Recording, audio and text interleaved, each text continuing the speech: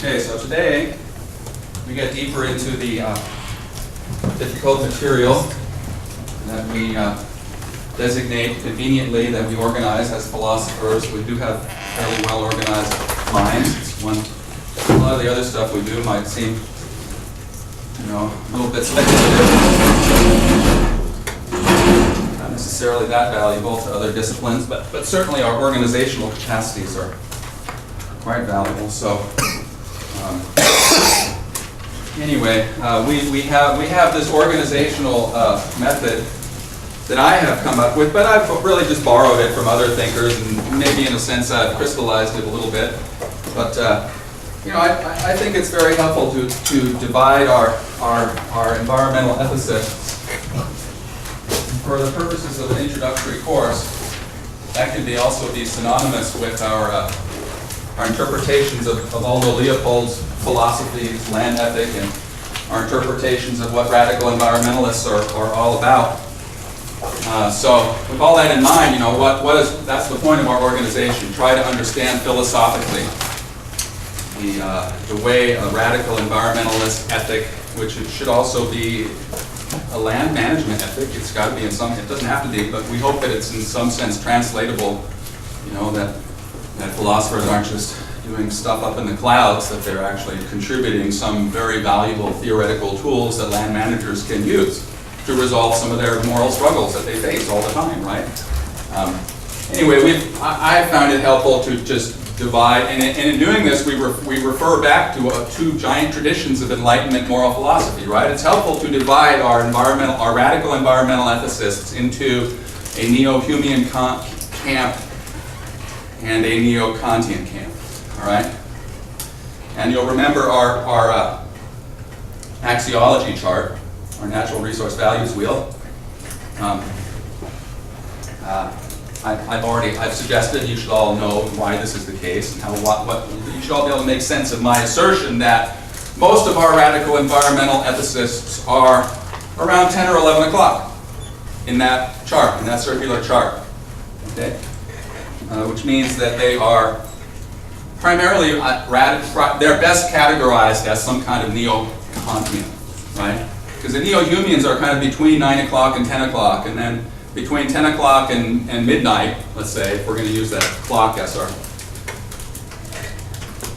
metaphor, we've got John Muir, right? We've got John Muir, natural law theory, so he's bumped all the way up there near about 11:30, right? And then moving backwards, we've got the neo-Kantians, who are, in many ways, they present us these arguments that sound a lot like what John Muir and his followers were arguing way back in the day, but they're not natural law theory arguments. They're deontological arguments. They're uniquely Enlightenment, modern arguments, as opposed to, now what John Muir was relying on was more readily identified as a pre-Enlightenment form of argument, right? So we're starting to encounter a more sophisticated articulation of the sort of the earth first radical environmentalist ethic, right? That also is going to be something that can be used by land managers, which someone like Brian Norton in particular, or E.O. Wilson, would be very concerned about, right? Rightly so. So we're going to try to explain both the deep ecologists and Aldo Leopold and Christopher Stone, who you'll read for Thursday. I do have a digital form of my axiology chart in today's lecture notes, which I haven't sent out yet because the bulk of this week's lecture notes take up Christopher Stone's work, right? And I didn't want to, you guys, it would be impossible to do your summary if you haven't already done your summary of Christopher Stone's landmark essay, Should Trees Have Standing, which I always take time to point out would more accurately be called Should Forests Have Standing, because the concerns that Stone is most interested in defending are concerns about ecological wholes. And he says that as much. He says, you could also talk about individual animal rights and stuff like that, but in this essay that I'm writing right now, Christopher Stone said, I'm really interested in ecological wholes. And he cites, for example, as the main ecological whole that he specifically was interested in was this beautiful alpine valley, adjacent in those days, adjacent to Sequoia National Park. Originally, it had been under serious consideration to be included within the national park, which is in the southern, sort of central southern. It's a ways south of Yosemite, right? Sort of in the southern Sierra Nevada, sort of east of Bakersfield, basically.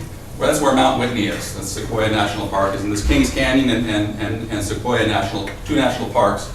But anyway, and then there's a bunch of Forest Service land all around through there too, right? And originally, the Mineral King Valley was slated to be included in, and then for some reason it got left out, and so it was Forest Service land. And along comes the Walt Disney Corporation. This is another one of those surprising stories you think I'm just making it up, right? But no, this actually, you can check it out. I'll talk more about this on Thursday, obviously, because Thursday is our day to cover Christopher Stone. But there's a lot to cover, so I'll just give you the preview so that you'll have, if you haven't already, I hope you've already started to read it. I encouraged you to do that last week, just because I warned you that summarizing Stone, you're going to have to get a head start. You can't just think, okay, I won't even open the essay. I won't even start reading it until tonight or tomorrow night. You know, that's not how. You got to have read part of it already, I hope. Anyway, he's concerned about ecological whole, specifically about this Alpine Valley, south of. It's considerably different. It's not like Hetch Hetchy. Hetch Hetchy and the Yosemite Valley, you know, are just awesome, incredible. You know, but it's still another very beautiful Alpine Valley, roughly 7,000 feet, I think, and it was popular among backpackers and campers and folk singers and people who just like to get out in nature. And it was used for a really long time, long before anybody even thought about creating national parks. You know, there's long usage of this area for its wilderness values. But anyway, the Walt Disney Corporation comes along and proposes to do what? To build a ski resort. Right there, and to lease this land from the Forest Service, which is right, that's totally in keeping with what the Forest Service is entrusted to do, at least in those days, but probably still to this day. It's Forest Service land. You can do all kinds of stuff with it. It's not necessarily protected, right? In fact, obviously they're selling timber all the time, clear cuts and all kinds of nasty stuff goes on Forest Service land. But this particular Forest Service land was right outside Sequoia National Park, and it had long been recognized for its aesthetic values, right? So it was a devastating blow to the Sierra Club in particular, who had visited, you know, regularly sent trips there. So anyway, they filed suit, and to make a very long story short, this went on for like 15 or 20 years. The battle, the moral struggle over Hetch Hetchy went on for a long time. It's probably the most protracted, you know, chronologically protracted historic moral struggle that we look at. Because I think it started in the early to mid 60s. And in those days, the Sierra Club, the Walt Disney Corporation was involved and wanted to increase their involvement in ski resorts. And they had this famous, I forget the guy's name, this famous Olympic gold medal skier, right? Who designed their ski resorts, their downhill ski runs and everything. Anyway, they were all set to go, and they had sketches of it and, you know, everything, and it was approved. And the Forest Service said, yeah, we're going to go do this. You know, we're going to lease this valley, and they're going to build a 4-lane highway through the valley, and they're going to have to cut down a bunch of trees. And anyway, build a ski resort, hotels and stuff. You know, everything that goes with a ski resort. So anyway, Christopher Stone's goal in writing his essay, Should Forests Have Standing, Should Trees Have Standing, was to convince at least one member of the United States Supreme Court to think about the issue of legal standing as something that could be held by a non-human natural entity itself through a system of legal guardianship, right? And in a nutshell, that's what he advocates in Should Trees Have Standing. That's his, you know, kind of legal revolution that he thinks our society would be best served by adopting. This innovation, this legal innovation that provides for a system of guardianship whereby an ecological whole has legal standing to bring suit on its own behalf, okay? Through a lawyer who is the guardian. In the same way that the courts routinely assign guardians to comatose people or to orphan children, right? That's the basic idea.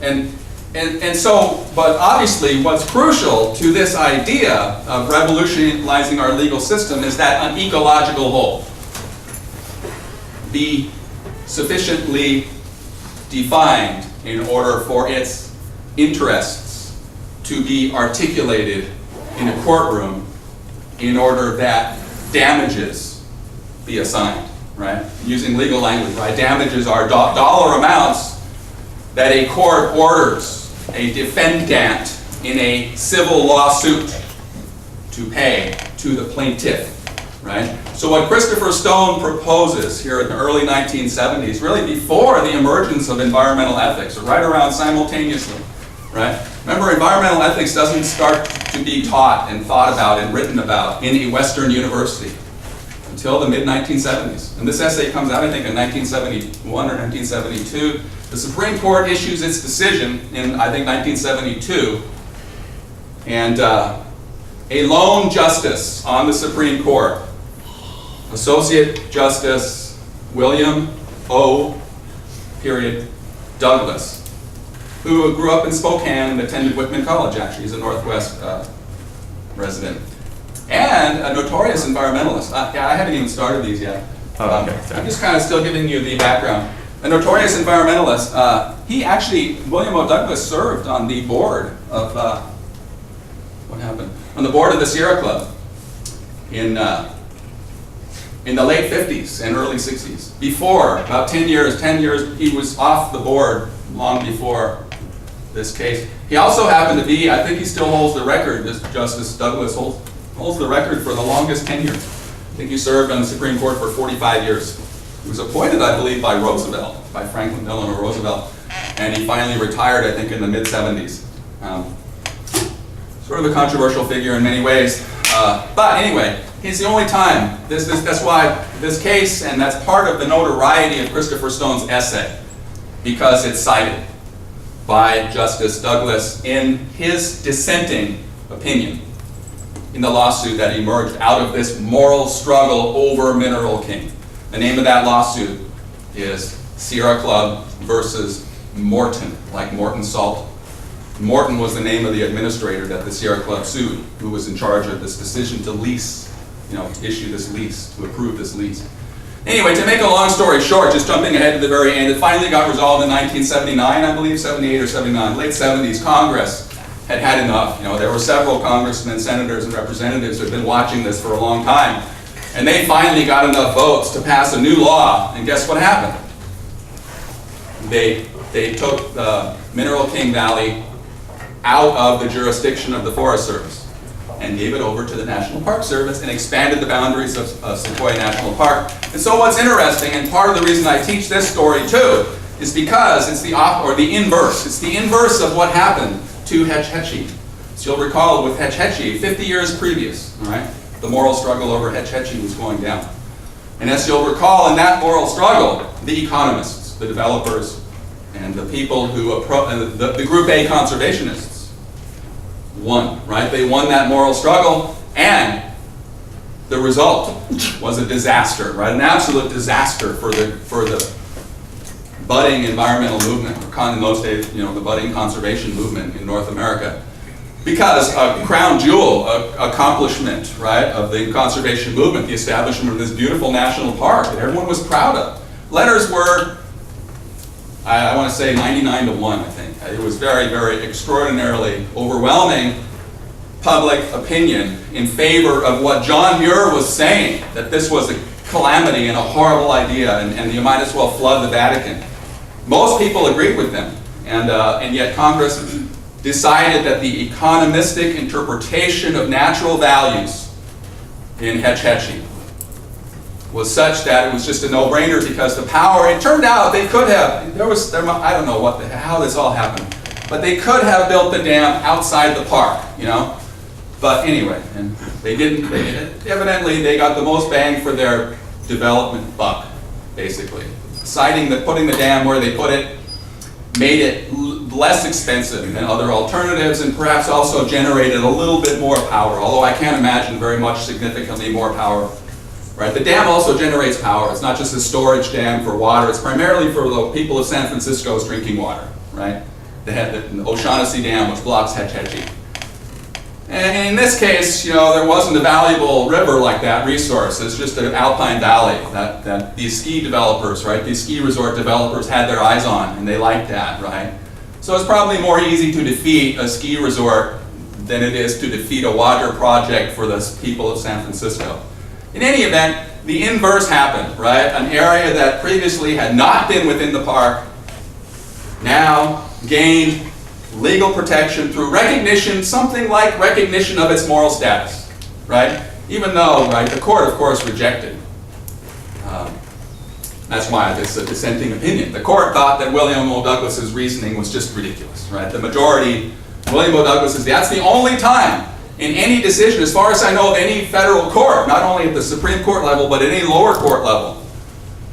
In the federal, maybe not, probably there are state justices in the state court systems who have asserted something similar. But this is the only time in which a justice of the Supreme Court, certainly we can say that, the only instance in that a justice of the Supreme Court has asserted that a non-human natural entity ought to have legal standing in a court of law.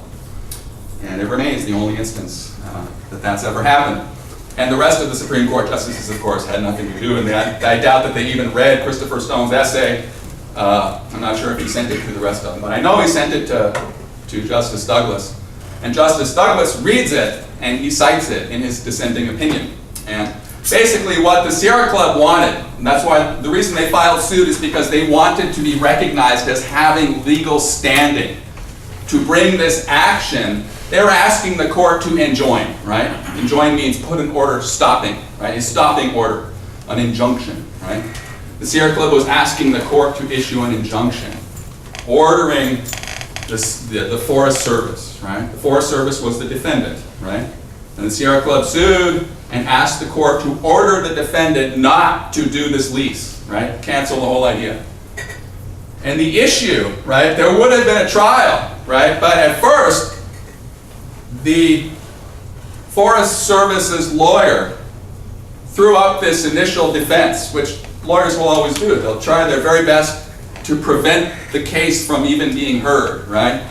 And their initial objection to the Sierra Club's petition was that, hey, you guys don't even have legal standing. And so whatever all you're saying in these papers that you're filing with the court, it's all irrelevant because you guys don't even have the legal standing because you have not demonstrated what?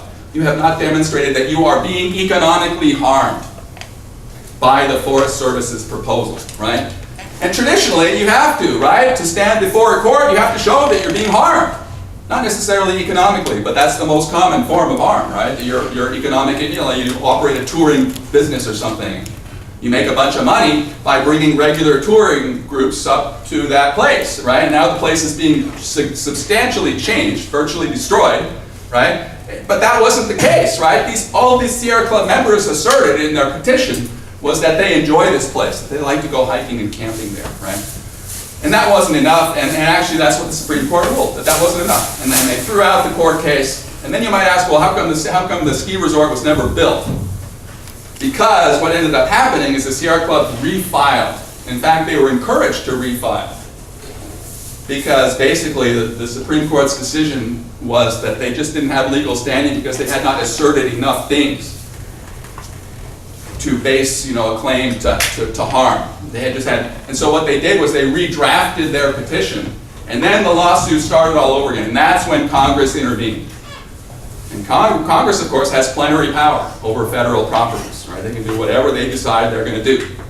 And sure enough, they passed a new law, very simply, and in that new law they said this area, the Mineral King Valley, is now going to be part of this national park, and the Forest Service's whole plan has to be discarded, right? And the ski resort never happened. And Walt Disney ended up kind of backing out of the ski resort business anyway. But anyway, I like that little story, and that gives you the background to Christopher Stone's essay, okay? A very important background. All right, now you know what's going on, now you know what the stakes were in those days, and you also even know what the outcome is. So today is a day, though, to try to understand, and guess what? There are hardly any references to Roberta Milstein in here, and one reason for that is because I just haven't worked up any notes specifically on her work and on this essay. And in the past, I've had students read other pieces by other authors at this stage of our class to get at this idea that there's something at least flawed and missing. There's sort of a partial aspect. There's an aspect to Collicutt's interpretation, to this interpretation of Leopold as a neo-Humean, and as someone who has imported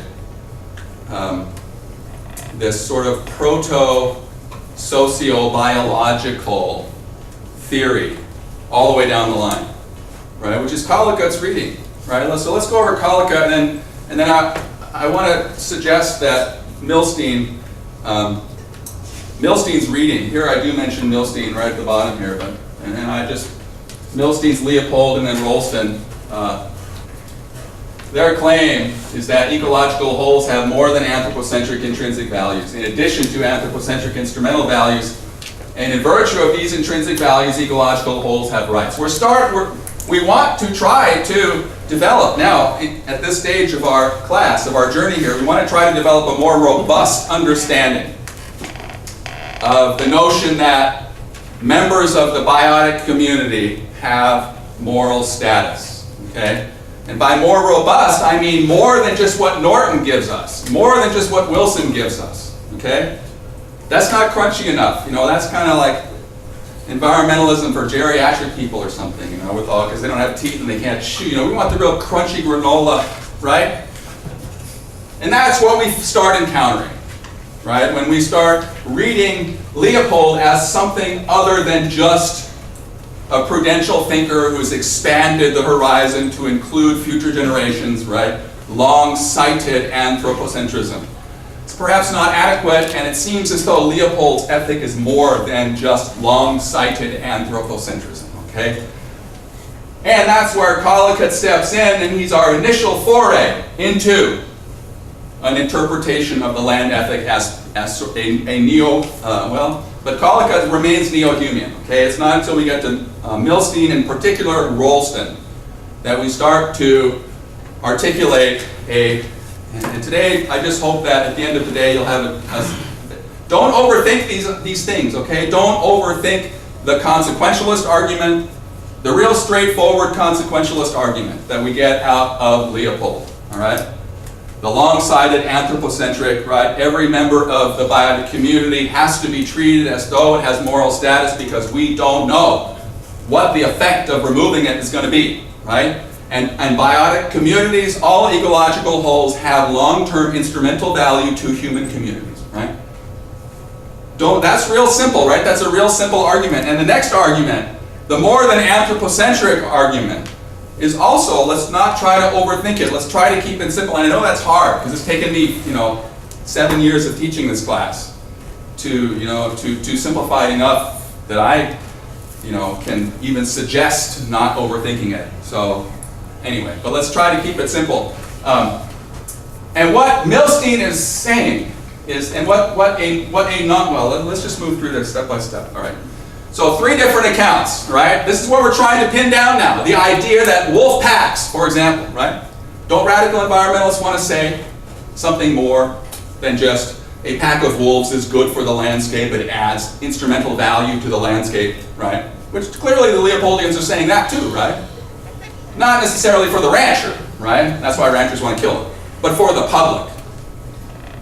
Wolf packs add long-term instrumental value, clearly. And that instrumental value, by the way, for Leopoldians far outweighs any small economic value, relatively tiny economic value that ranchers might have. And wolves have to traverse, right? You can't just, as a ranch, shoot them because they came on my land, damn it, right? No, you don't own the damn wildlife, right? Because it crosses over your land. Anyway, so, leaving all that aside, the ranchers and all that political stuff, it seems as though Leopoldians want to say more than just wolf packs have long-term human instrumental values, right? Leopoldians also want to make a claim about wolf packs having rights, okay? But we want to be very careful, because if we just accept the word rights and transplant it whole scale from its role that it plays in in understanding human beings, right? The notion of human rights, that can't be what we're talking about, right?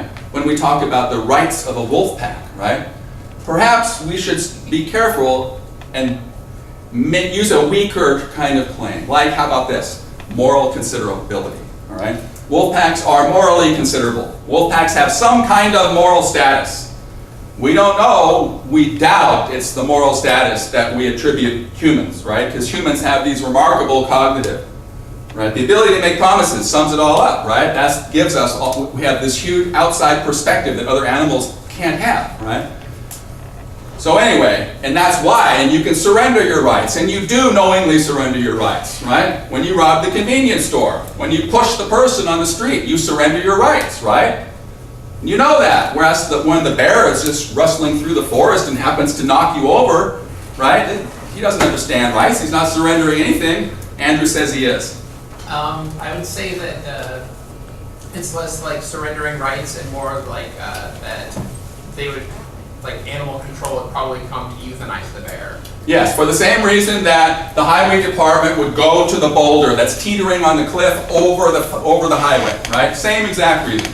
Public safety, no moral culpability in the boulder that's teetering, and no moral culpability in the bear that smells the smoked salmon in the backpacker's backpack and kills the backpacker to obtain it, right? Public safety, exterminate the bear, yes, but not culpability, put the bear on trial, right? And excoriate the bear for being morally degenerate or something, right? The human we would, right? The random tweaker who just wants the digital camera, right?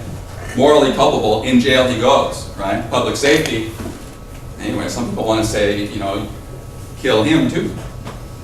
Anyway, but then we got to start, that's a whole different. Somebody asked me about capital punishment last term, right?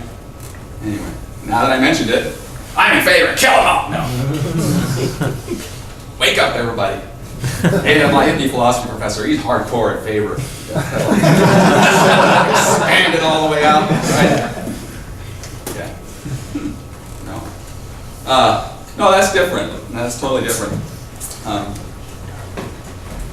And by the way, you know, the Kantian, it seems the Kantian would have a very, very hard time. I haven't read, okay? So somebody go do a research project and research the Kantian deontological defense, the pro-capital punishment, pro-death penalty, because I'd really, really like to know. It seems to me that, you know, that the Kantian has to defend the claim that some metaphysical event, some severe undermining of the humanity of the perpetrator, right? The vicious serial killer, let's say, the worst example of all, right? The one that tortures and then rapes and murders and then carves up the bodies and just the horrible worst, right?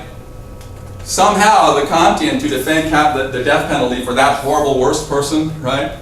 The Kantian has to defend the claim that the humanity is somehow just gone, right? There's no humanity.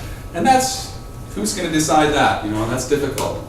And so unless you're willing to make that strong kind of claim, and how would you even define that, right? I mean, unless you're willing to make that strong kind of claim, it seems to me that as a Kantian you have to oppose capital punishment because it involves killing, which involves the reduction of an entity that has a metaphysical status, which you cannot, right? This is by way of introducing us, again, introducing us to deontological arguments. The human being has a metaphysical status which you cannot act consistently with unless you are treating that human being as an end in itself, okay? That's the special metaphysical status in virtue of our rationality that the human animal has, okay? The human animal is an end in itself. So all those examples about genetic harvest of the person that has valuable genes, you know, in the case of all those examples that we use to pick holes in the utilitarianism, right? Punishing the relatives, right? You know, your Uncle Joe committed a bank robbery the other day. Well, the cops are on their way because our utilitarian legislature passed a wonderful new utilitarian law. It's very effective. It dramatically increases public safety. You know what that wonderful new effective safety law is? Well, all the nephews and nieces of bank robbers are now being arrested and incarcerated for long periods of time. Okay? And guess what? Bank robbery is now virtually eliminated. The only people that commit bank robbers now are those who don't have any nephews and nieces, right? And there are hardly any of those. So, isn't that wonderful, right? Again, that's right. There's something fundamentally wrong with that. Sure, it makes sense under a utilitarian calculus. Sure, it makes sense to euthanize Donald Trump if he has remarkably valuable genetic material that can be used to save the lives of 10,000 people, right? Grind them up, spin them around in that centrifuge, right? And then treat all these people, right? And he adds no social value to begin with. So, right, that's the argument, right? But we know that's wrong. It's just wrong. We want to stamp our feet because, yes, we want to say the utilitarians are right. Sure, we agree with their scientific analysis. We'll even accept that.